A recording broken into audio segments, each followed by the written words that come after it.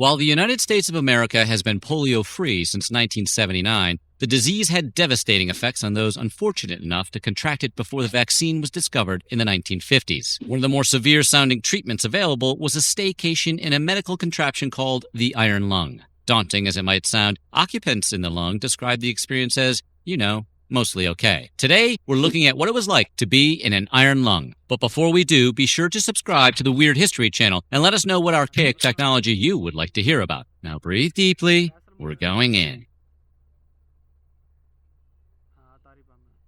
Polio weakens the nervous system, and while many exposed to the virus experience no symptoms, there are the unfortunate others who experience fever, stomach upset, and pain. Extremely rare cases of polio, however, that target the spine and brainstem can lead to the real nasty stuff: numbness, stiffness, and even paralysis. A vaccine for the malady developed in the 1950s by Jonas Salk eradicated most cases of polio in our modern era. But in the late 19th and early 20th centuries, few treatments were available for people affected with the disease. Today, only 3 countries, Pakistan, Afghanistan, and Nigeria, have never stopped transmission of polio. The urban growth of the post-industrial revolution led to an outbreak of polio, with reports of 10,000 cases a year, thousands of which proved fatal. The disease seemed to hit babies, children, and the elderly the hardest, and doctors were left with few options on how to help victims of the disease breathe once the virus had paralyzed their chests and abdomens. Enter Harvard University researchers Philip Drinker and Louis Agassiz Shaw Jr. The two developed a device to keep victims of polio breathing long enough to recover.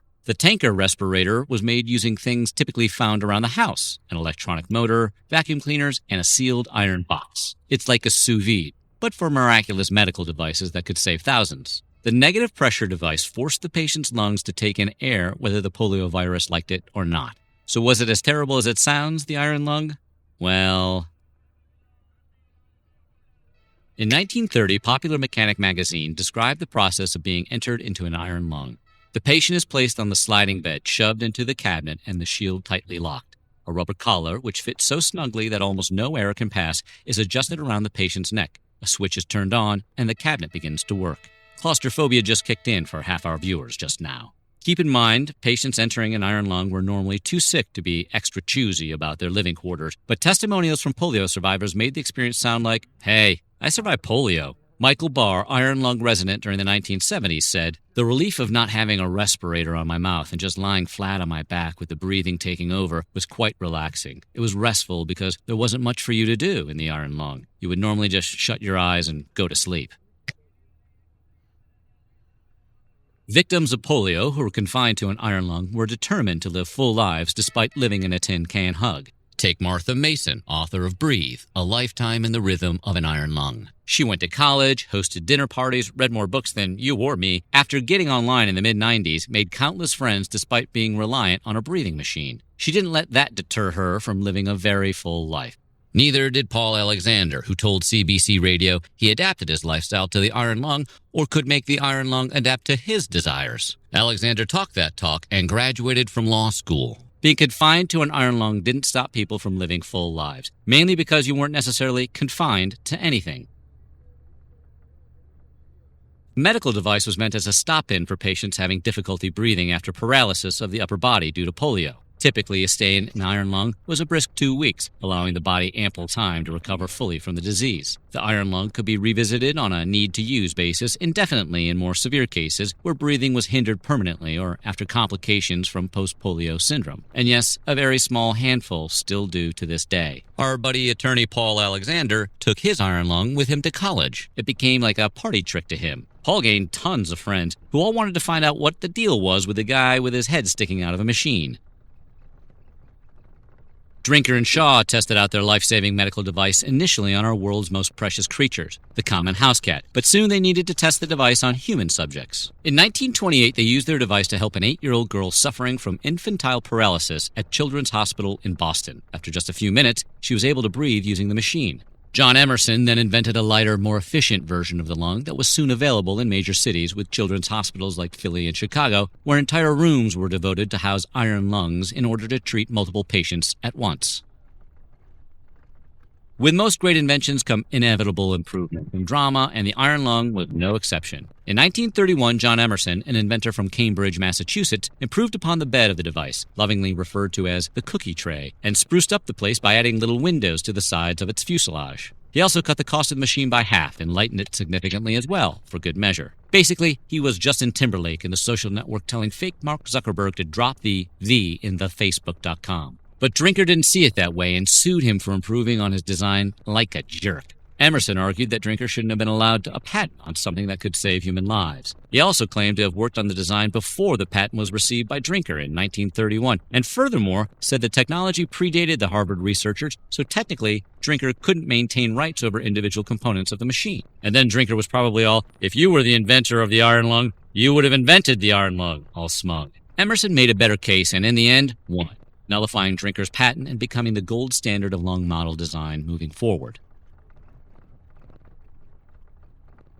When Drinker brought the iron lung onto the market, he charged about $3,600. The price was eventually lowered once Emerson pounced and brought a cheaper, better design into the fold. But even then, he was charging $1,500 and took royalties on each one sold. Emerson's sleeker design was still pretty pricey, costing a chunky $1,000 per machine, pricing out the plebeians and causing most iron lungs to land, understandably, in hospitals. The 1930s were notoriously not the greatest time to be alive in America, and after massive unemployment, very few could afford the device during the Great Depression. Eventually, Franklin D. Roosevelt founded the National Foundation for Infantile Paralysis, renamed in 1938 to the March of Dimes. Yes, that March of Dimes. And that organization took the lead in helping those suffering with polio to pay for the medical care they needed to survive, including access to the iron lung.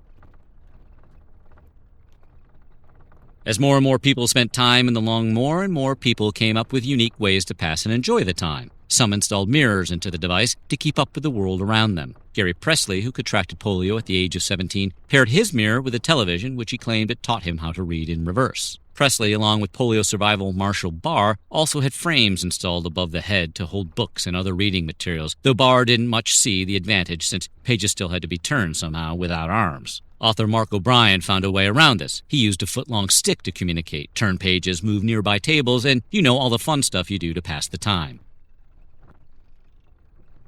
A foot-long stick can't help you put a foot-long sub in your mouth, however, so lung living meant relying on others for basic everyday needs like eating food or changing clothes. Since the head is exposed, you can eat in a lung, but swallowing can be a bit tricky, as Marshall Barr pointed out. Since a person was flat on their back, they really needed to be careful when swallowing. Swallow in rhythm with the machine because it's pulling on the diaphragm and then pushing it out again. Patients had to wait until the iron lung breathed out to swallow. Sounds methodical. Jim Costello remembers the process and the attendants who changed his clothes less than fondly. Changing my pajamas or the sheets was carried out by a team of nurses who had everything prepared beforehand. They would work very quickly to do what was necessary, monitoring me carefully. It would take a number of sessions of opening the lung and pulling my stretcher bed in and out to get the task done. It was a nightmare. Gary Presley had a different experience with food and morale in the lung. Figuring if living required being locked in a metal tube, maybe living wasn't for him. With his body deteriorating and an overall decline in physical activity, he didn't want to eat. According to his own testimonial in his book, 7 Wheelchairs, A Life Beyond Polio. Hand in the iron lung, I had become a withering, wasting mass of insecurities, apprehensions, and depression. The desiccated body housed in the great machine needed minimum fuel, and minimum fuel produces little waste. I don't remember refusing to eat, I simply didn't care. I remember spoons pressed against my lip, but I did not take them. I was not hungry. Patients had to learn how to rely on others to tend to the most basic of human needs. Arms were confined inside a chamber that worked mostly by remaining nice and sealed. Opening the portal windows along the sides to move an arm and a leg or apply hot packs to an achy body could lead to respiratory distress. Patients had to be helped to use the bathroom. Sounds like a great experience overall for everyone involved. Earlier, when we mentioned attorney-at-law Paul Alexander hauling his iron lung into his dorm room, we probably should have mentioned that these bad boys weighed hundreds of pounds. Not exactly the most convenient thing to rely on to live. These life-saving metal miracles, comprised of tubes, motors, and metal, weighed up to 800 pounds. The size and scope of this guy made things tricky in portability and accessibility and contributed to the stigma of being treated by one.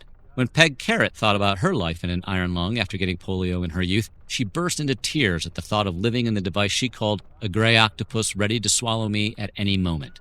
Understandable. I think we'd all burst into tears at the prospect of being eaten alive by a giant sea creature. For others, though, like Larry Alexander, he welcomed his new overlord, the iron lung. He saw his new living quarters as, sure, monstrous, but also as angels of salvation. The weight of the iron lung was nothing compared to the unbearable weight of his chest he felt before being put in the machine.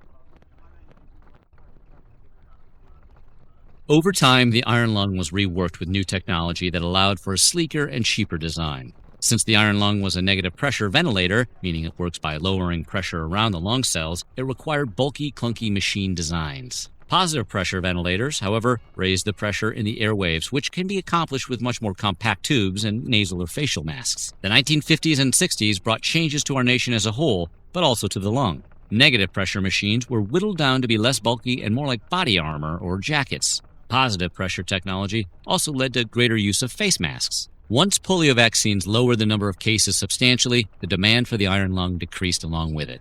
1,200 people in the United States were using iron lungs in 1959 compared to 39 in 2004 and perhaps as little as 3 people by 2017. People still experiencing complications from polio still find the negative pressure machine to work best for them, even though parts for the lung are becoming increasingly rare. Parts for mostly antiquated medical devices aren't easily found on eBay. So how do you feel about the iron lung? Let us know in the comments below, and while you're at it, check out some of these other videos from our weird history.